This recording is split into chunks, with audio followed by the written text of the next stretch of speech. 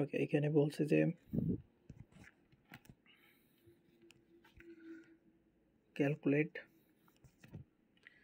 The maximum bending stress simply supported বিম। তাহলে maximum bending stress এটা বের করতে বলছে ইন দ্য সিম্পলি সাপোর্টেড বিম। এটার জন্য আমাকে ম্যাক্সিমাম বেন্ডিং স্ট্রেসটা বের করতে হবে। তাহলে এখানে একটা সিম্পলি সাপোর্টেড বিম দেওয়া আছে যেটার বেন্ডিং ম্যাক্সিমাম বেন্ডিং মোমেন্ট হবে হচ্ছে WL² ডিভাইডেড বাই 8। তাহলে এটা ক্যালকুলেট করলে আমরা পাবো 150 কিপ পার ইঞ্চি। আর maximum bending stress is equal to আমরা জানি sigma is equal to plus minus MY বা MC ডিভাইডেড বাই IZ, অর্থাৎ MY ডিভাইডেড বাই I, মানে bending moment stress is equal to bending moment into centroid divided by moment of inertia. তাহলে আমরা bending moment পেলাম। এবার হচ্ছে এই supported বিমের জন্য আমরা মোমেন্ট অফ ইনার্শিয়া বের করবো BS³ ডিভাইডেড বাই 12। এরপরে আমরা এটা সেন্ট্রয়েড বের করবো 10 ডিভাইডেড বাই 2 5। সো জাস্ট ভ্যালুগুলো বসিয়ে দিলে আমরা পাবো প্লাস মাইনাস 0.9 KSI। তাহলে একটা হবে 0.9 KSI এই পাশে, আর রাইট সাইড হবে প্লাস 0.9 KSI। সেটাকে আমরা এভাবে লিখতে পারি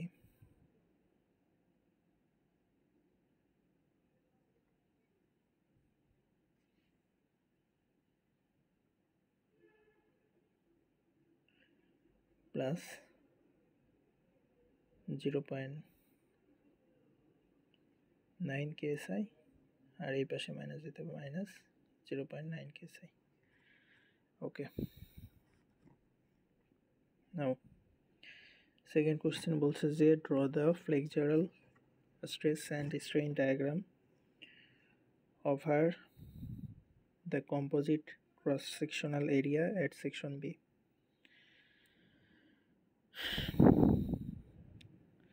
তাহলে এখানে একটা সেকশন দিয়ে দিয়েছে ক্রস সেকশনাল এরিয়া।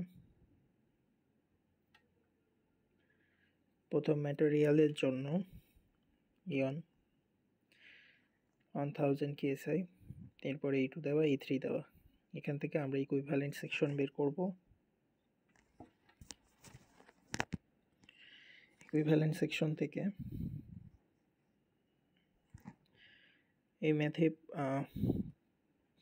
প্রথম তিনটা কাজ হচ্ছে যে আমাকে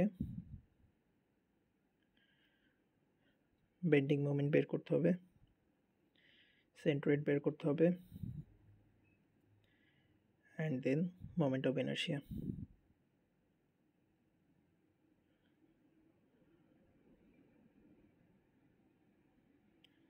সেন্ট্রয়েড 40 ইন্টু 1 126 ইন্টু 106 ইন্টু 20, 6 দুগুণে 12,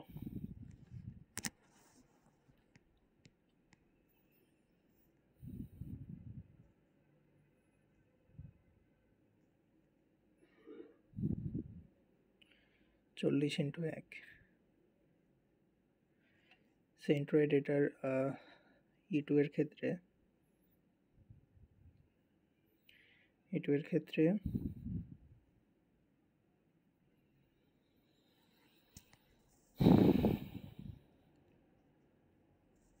সেন্ট্রয়েড 5 হবে 3 + 2, বাট এরিয়া কত হবে? এরিয়া হবে 21 ইন্টু 6। সেমভাবে পরেরটা 40 ইন্টু 10।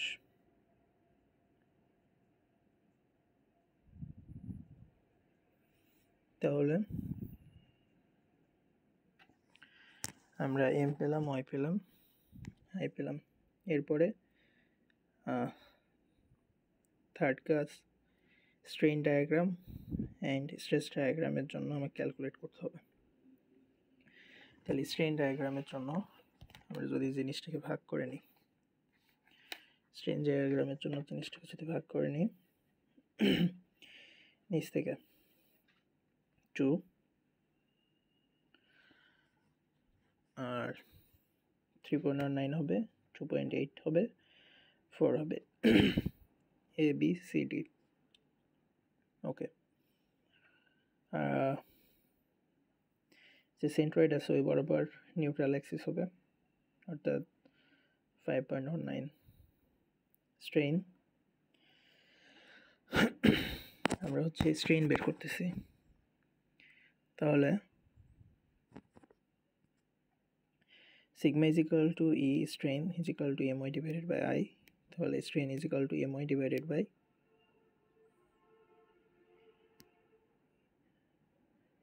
ইআই। এখানে E1কে আমরা কনস্ট্যান্ট রেখে সবগুলো ক্যালকুলেশন করব। তাহলে এম ইআই তিনটা কনস্ট্যান্ট থাকবে, এম এর ভ্যালু চেঞ্জ হবে না, ইআই এরও ভ্যালু চেঞ্জ হবে না, শুধু ওয়াই এ, ওয়াই বি এবং Y C, Y D change হবে। দেন একটা মান পাবো, চারটা মান পাবো, চারটা ভ্যালু পাবো, 4.92। সো এরপর আমাদের কাজ হচ্ছে স্ট্রেন ডায়াগ্রামটা আঁকানো। এরপর স্ট্রেস ডায়াগ্রামের জন্য এর জন্য স্ট্রেস হবে এ, বি এর জন্য হবে B1 B2, সি এর জন্য হবে C2 C3 এবং ডি এর জন্য হবে শুধু D3। তাহলে সেমভাবে সিগমা ইজ ইকুয়াল টু স্ট্রেনে E1 সূত্র বসে আমরা ক্যালকুলেশন করে চারটা ভ্যালু পাবো, চারটা ভ্যালু দিয়ে আমরা স্ট্রেস ডায়াগ্রাম আঁকাবো। এরপরে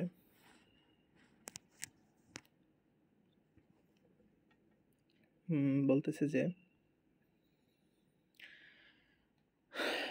অ্যাজিউম সেকশন ইজ আনক্র্যাকড।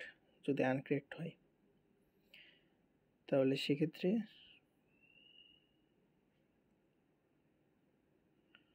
ভ্যালুটা কেমন হবে। ওকে, আচ্ছা, তো এখান থেকে আমাকে স্ট্রেস ডায়াগ্রাম আঁকাতে হবে। প্রথমটা হচ্ছে যে আমাকে আনক্র্যাকড বিবেচনা করতে হবে, এরপরেরটা আমাকে ক্র্যাকড বিবেচনা করতে হবে। সো দুইটা কন্ডিশনের ক্ষেত্রে যখন আনক্র্যাকড হবে তখন বিষয়টা হবে কি, যে যে স্টিল বলগুলো রয়েছে ওগুলো বাইরে চলে যাবে, শুধু ভেতরে একটা থাকবে, আর কনক্রিটটা সম্পূর্ণটা ডিস্ট্রিবিউটেড হয়ে যাবে, এই একটা। আর যখন হচ্ছে ক্র্যাকড অ্যাজিউম করতে বলবে তখন শুধু সেন্ট্রয়েড পর্যন্ত যে দূরত্বটা থাকবে ওটা হচ্ছে আমার কনক্রিট হবে, আর ওপরের যে অংশটা ওটা সম্পূর্ণ স্টিলটা সম্পূর্ণটা ডিস্ট্রিবিউটেড থাকবে এটা। আর যখন আনক্র্যাকড বলবে, আনক্র্যাকের ক্ষেত্রে কনক্রিটে কম্প্রেশন এবং টেনসাইল স্ট্রেস দুটো হয়, কম্প্রেসিভ স্ট্রেসের ক্ষেত্রে মাইনাস, আর যদি ক্র্যাক বলে তাহলে কনক্রিটে শুধু আমরা কম্প্রেসিভ অর্থাৎ কম্প্রেসিভ স্ট্রেস দেখতে পাবো, আর স্টিলে টেনসাইল স্ট্রেস দেখতে পাবো। তাহলে অঙ্কের সূত্রতে হচ্ছে এন বের করতে হবে, steel divided by concrete. Steel দেওয়া হচ্ছে 30,000, কনক্রিট হচ্ছে 3,000, তাহলে এন এর ভ্যালু হবে 10, আর এক্সট্রা স্টিল এরিয়া বের করতে হবে n-1 ইন্টু এস। এখান থেকে আমরা সেন্ট্রয়েড বের করব। সেন্ট্রয়েডের ক্ষেত্রে এখানে একটু কেয়ারফুল থাকতে হবে যে প্রথমটা হচ্ছে 120 ইন্টু 6, বাট পরেরটার যে এরিয়া নিলাম এরিয়া, বাট পরেরটা সেন্ট্রয়েডের ক্ষেত্রে আমরা হচ্ছে যে বলগুলো থেকে যে দূরত্বটা আছে এই দূরত্বটা নেব 9.5 এবং এটা হচ্ছে সেন্ট্রয়েডের ক্ষেত্রে। আর মোমেন্ট অফ ইনার্শিয়া যখন বের করব তখন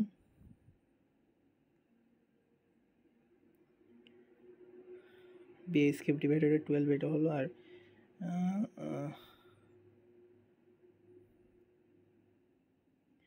120 6 মাইনাস 6 সেন্ট্রয়েড টু সেন্ট্রয়েড দূরত্ব, আর এরিয়া 11.92 ইন্টু, সো ধরে নেওয়া হচ্ছে মূলত এটা সেন্ট্রয়েড, স্টিলের সেন্ট্রয়েডটা এখানে বিবেচনা করা হয়েছে 9.5-এ। তাহলে 9.5 মাইনাস 6.31, তাহলে মোমেন্ট অফ ইনার্শিয়া। সো আমরা যদি চিন্তা করি যে স্টিলের সেন্ট্রয়েড কী হবে, স্টিলের সেন্ট্রয়েড 9.5-এ, তাহলে আমাদের ক্যালকুলেশনও ভুল হবে না। তাহলে সেন্ট্রয়েড গেলে মোমেন্ট অফ ইনার্শিয়া হলে এবার কম্প্রেশনের জন্য MI/I বের করব। টেনশন টপে হবে, তাহলে 12 মাইনাস সেন্ট্রয়েড, আর টেনজাইল স্ট্রেস হচ্ছে ফর স্টিল 9.5 মাইনাস 6.31 অর্থাৎ সেন্ট্রয়েড। তাহলে আমরা ভ্যালুগুলো দিয়ে ডায়াগ্রাম আঁকে ফেলবো, স্ট্রেস ডায়াগ্রাম। সেমভাবে ক্র্যাকের জন্য যদি চিন্তা করি তাহলে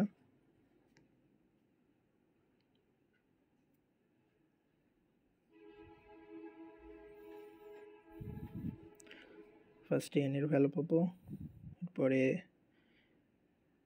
NAS 3 × π/4t স্কোয়ার, পরে সেন্ট্রয়েড 10c × c/2 প্লাস 13.25, আর স্টিল সেন্ট্রয়েড আমরা 9.5 বিবেচনা করে নেব। তো এখানে সি বের করবো আর মোমেন্ট অফ ইনার্শিয়া বের করবো। এখানে 0.3 জায়গায় 12 হবে, বি স্কেপ divided by 12, and then compression বের করব কনক্রিটের ক্ষেত্রে, আর টেনশন বের করব এগেন 9.5 মাইনাস সেন্ট্রয়েড, টেনশন বের করব স্টিলের ক্ষেত্রে। দেন আমরা এখান থেকে একটা স্ট্রেস ডায়াগ্রাম পাবো।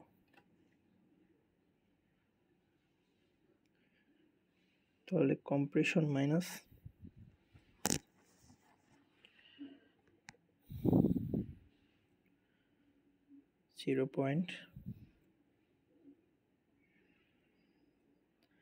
.945, আর স্টিলের শুধু টেনশনটা কনস্ট্যান্টলি চলতে থাকবে, এটা হচ্ছে স্টিলের